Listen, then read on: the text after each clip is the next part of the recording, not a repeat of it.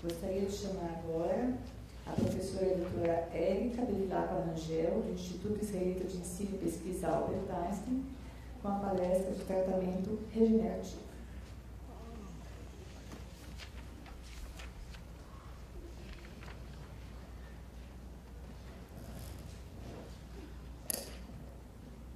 Boa tarde a todos. Gostaria de agradecer à professora Érica e à comissão organizadora pelo convite. A terapia regenerativa, principalmente baseada em células-tronco, é uma terapia que vem evoluindo bastante, principalmente na última década. E espero mostrar ao longo aqui da minha palestra evidências bastante contundentes do efeito promissor dessa terapia.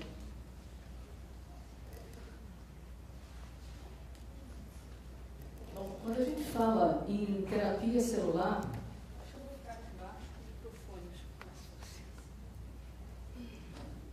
quando a gente fala em medicina regenerativa e terapia celular, o mais importante é a gente entender quais os tipos de células-tronco a gente tem no organismo. Praticamente todos os órgãos contêm células-tronco, principalmente as células-tronco mesenquimais, que são identificadas também como células estromais multipotentes e que estão presentes principalmente na medula óssea, tecido adiposo, no dente, nos vasos, no rim, no coração, no próprio sistema nervoso central. Vale ressaltar que o tecido adiposo ele contém cerca de 350 mil a 1 milhão de células-tronco em 1 grama de aspirado, e o tecido adiposo ele é facilmente obtido de qualquer um de nós aqui na sala pela facilidade que a gente tem em comparação com a medula óssea. O líquido amniótico também é rico, né, em células-tronco, e ele está disponível, né, muitas vezes ao final da gestação esse líquido amniótico ele pode ser cedido para a pesquisa. As células embrionárias, as células induzíveis pluripotentes, as células embrionárias, células-tronco embrionárias, as induzíveis pluripotentes, elas não são utilizadas na prática clínica até o momento para nenhum tipo de doença. A gente tem alguns relatos de casos na literatura nos quais os pacientes receberam essas células e houve formação de tumor, ao contrário das células-tronco mesenquimais, que não estão associadas à formação de tumores, e a gente teria células-tronco específicas do tecido que podem ser obtidas tanto na fase fetal quanto neonatal e também na fase adulta. E essas células elas podem ser extraídas de todos esses órgãos, elas podem ser expandidas vivo e novamente retornadas à pessoa que necessita do seu uso. A aplicação então dessas células-tronco são várias, tanto para a terapia celular, para a formação de organoides, que eu vou explicar mais na frente, para utilização em órgãos descelularizados, e uma outra aplicabilidade também seria o entendimento das vias de sinalização e também da resposta terapêutica, principalmente numa patologia como uma doença lateral amiotrófica, na qual já foi demonstrado a diversidade genética, a diversidade de apresentação. É possível, por exemplo, a gente extrair uma célula da pele, um fibroblasto, reprogramar essa célula e a gente recriar a doença numa placa de cultura, e com isso você pode, por exemplo, prever a resposta a diferentes medicamentos. Então, ao invés de a gente aguardar ensaios clínicos em pessoas ou em animais, a gente pode predizer, por exemplo, em uma placa, testar 300, 500 medicações em diversas pessoas, né, que doaram essa célula que foi reprogramada para testar a resposta terapêutica e predizer o resultado. Essas células-tronco mesenquimais, então, que são obtidas na prática clínica do tecido adiposo e da medula óssea, elas foram descritas há mais de 40 anos por um pesquisador russo. E elas são facilmente identificadas, né, elas têm esses critérios, elas crescem na placa de cultura, elas têm marcadores positivos e marcadores negativos, e elas têm capacidade in vitro e in vivo de se diferenciar principalmente em osteoblastos, em tecido adiposo e também em condroblastos. Então, uma visão esquemática aqui da diferenciação seria essa: a célula mesenquimal ela poderia dar origem a esses diferentes tecidos, tanto in vitro quanto in vivo. Aqui é só uma visão esquemática, então, da diferenciação dessas células aqui, tecido adiposo, tecido osteogênico e condrogênico. Isso é feito em qualquer laboratório hoje no Brasil de pesquisa de uma maneira extremamente simples.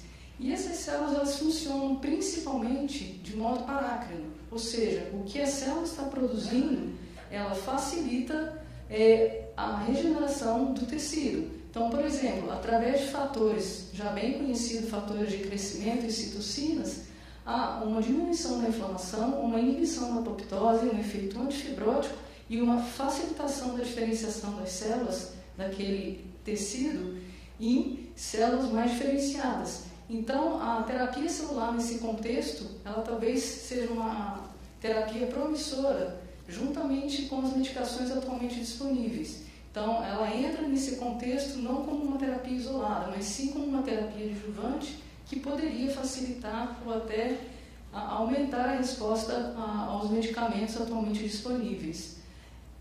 E por que se deve isso? As células mesenquimais já está bem estabelecidos os efeitos imunomodulatórios. Então, essas células agem em resposta dos linfócitos B, linfócitos T, células natural killers, monócitos, macrófagos, células dendríticas e, o mais importante, elas estimulam células T regulatórias, que são células que inibem a inflamação naquela região. No transplante de órgãos, por exemplo, essas células são extremamente importantes para o mecanismo que a gente chama de tolerância, ou seja, o organismo aceitar aquele órgão transplantado sem rejeitar. Então, nesse contexto, a diminuição da inflamação local seria extremamente importante, por exemplo, para as drogas atualmente disponíveis para tratamento da ELA serem efetivos. Uma particularidade dessas células é que elas podem adquirir diferentes fenótipos de acordo com a condição inflamatória local. Por exemplo, num ambiente extremamente inflamatório, essas células adquirem um fenótipo anti-inflamatório, produzem substâncias anti-inflamatórias que aumentam essas células T regulatórias que diminuem a inflamação local. Por outro lado, num ambiente pró-inflamatório, essas células adquirem um outro fenótipo que pode levar à ativação de linfócitos T. Então, talvez o momento no qual essas células são injetadas é extremamente importante, porque isso pode ser um determinante do sucesso da terapia em diversas patologias. E a mesma coisa acontece do efeito das células mesenquimais em macrófagos. Os macrófagos são as células iniciais que iniciam a inflamação local. Então, as células mesenquimais elas podem favorecer a formação dos macrófagos M2, que são macrófagos anti-inflamatórios, e elas, quando adquirem um fenótipo pró-inflamatório, elas levam à formação dos macrófagos M1, que são macrófagos pró-inflamatórios. Então, as células mesenquimais elas interagem também com outras células do sistema imunológico. E mais recentemente foi descrito que essas células podem produzir uma série de substâncias e, além dessas substâncias, uma série de microvesículas e exossomos, que são pequenas vesículas de alguns nanômetros, que são ricas em fatores de crescimento, em RNA, em microRNAs, e com isso você teria uma diminuição de vários eventos, como apoptose, necrose, fibrose, um aumento do reparo tecidual, aumento da angiogênese, que é a formação de novos vasos naquela região que foi lesada. Então, aqui seria uma visão esquemática da formação dessas microvesículas dos exossomos, que podem formar por exocitose ou por brotamento aqui da membrana. Então, toda vez que essas células liberam essas microvesículas e exossomos, isso contribui para a diminuição da inflamação local. E, mais recentemente, foi descrito que essas células mesenquimais podem formar esses nanotubos que carregam uma série de substâncias, inclusive mitocôndrias. Então, isso teria um impacto na ELA, já que a disfunção da mitocôndria é descrita como um fator de desencadeamento piora. Então, essas células elas poderiam passar mitocôndrias saudáveis para as células neuronais, por exemplo, que tivessem com algum comprometimento. Na prática clínica, então, as células mesenquimais elas são extraídas de todos esses tecidos, do cordão umbilical, polpa dentária, líquido amniótico, do osso e da gordura. Isso pode ser feito não só em laboratório, mas também na prática clínica.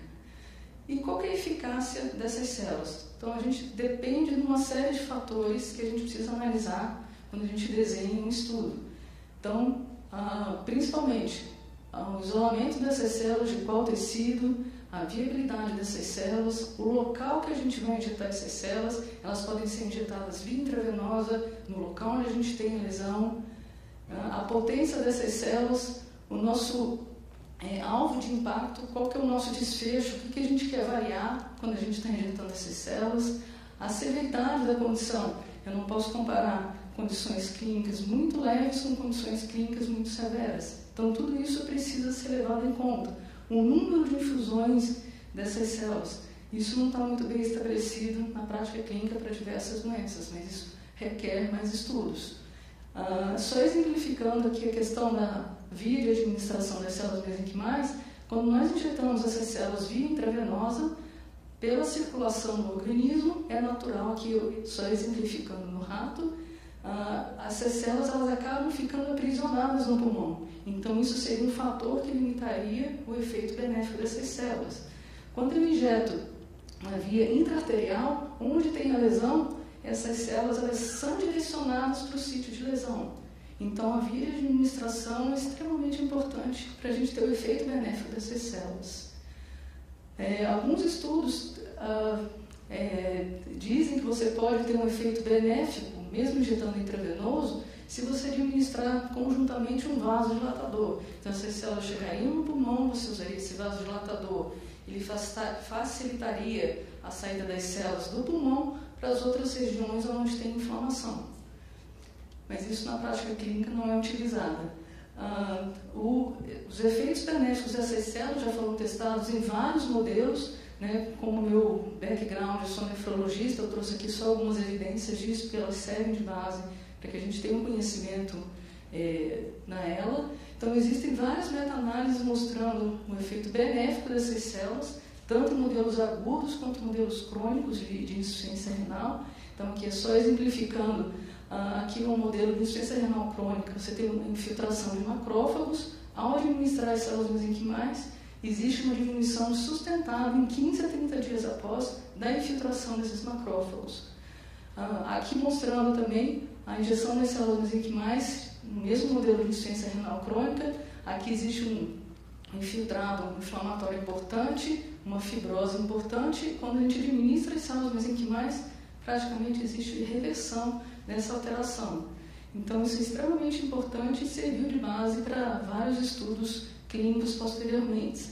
Mas uma outra patologia bastante frequente que é o diabetes. A administração de células-tronco mesenquimais no modelo de diabetes levou também a melhora da produção de insulina, restaurando aqui células beta-pancreáticas, e em relação ao grupo diabético. É claro que aqui seria o animal normal, não houve uma recuperação 100%, mas houve uma melhora parcial na produção de insulina.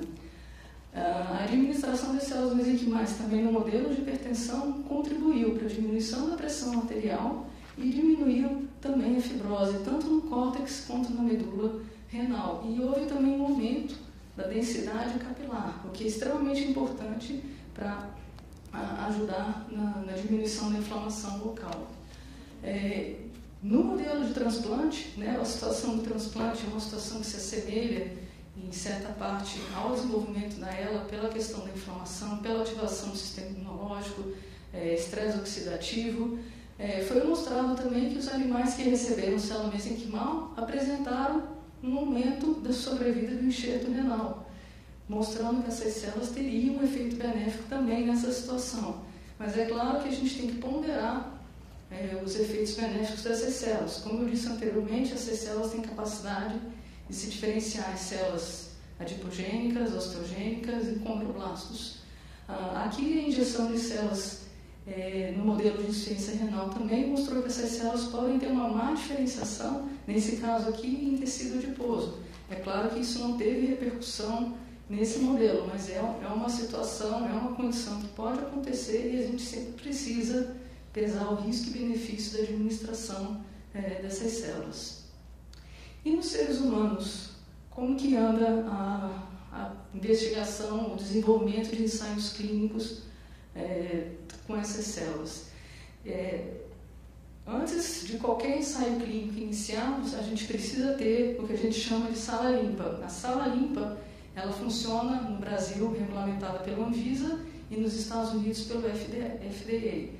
No Brasil, a gente tem várias salas limpas. No Einstein, a gente deve estar tendo a liberação até o final de julho para iniciar.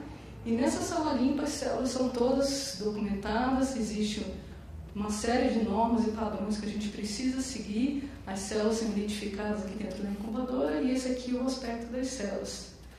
E existem vários ensaios clínicos em humanos utilizando essas células tronco mesenquimais.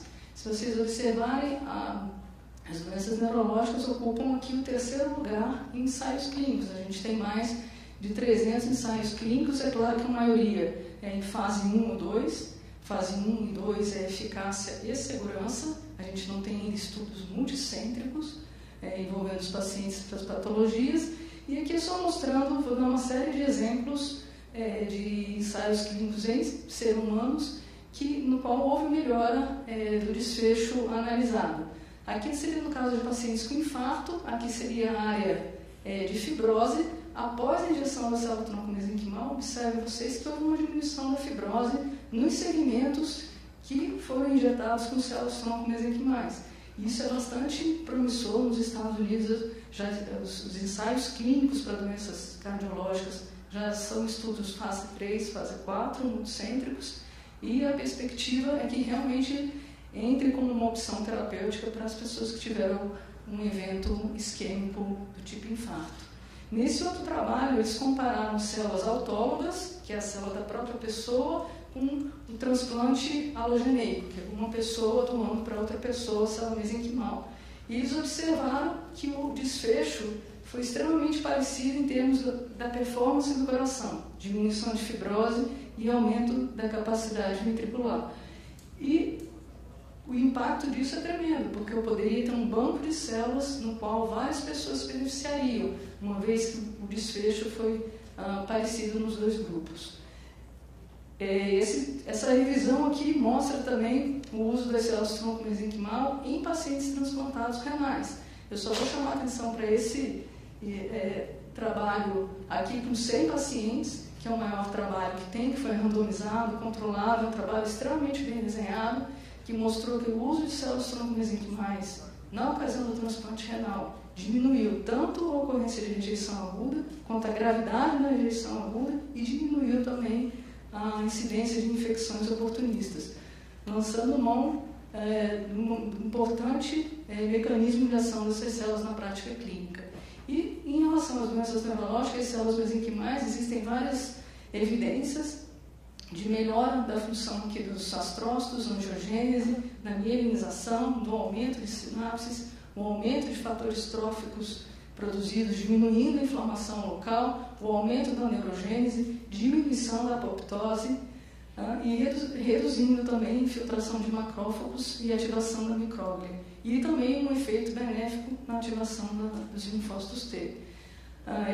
Essa revisão já foi mostrada, revisão com estudos pré-clínicos, né, com toda a limitação que existe do modelo de ela em estudos pré-clínicos, mas os trabalhos foram promissores no sentido de mostrar melhora da capacidade dos neurônios motores e diminuição da inflamação, utilizando diferentes vias, como intravenosas, intratecais, intracerebrais e intraespinhais.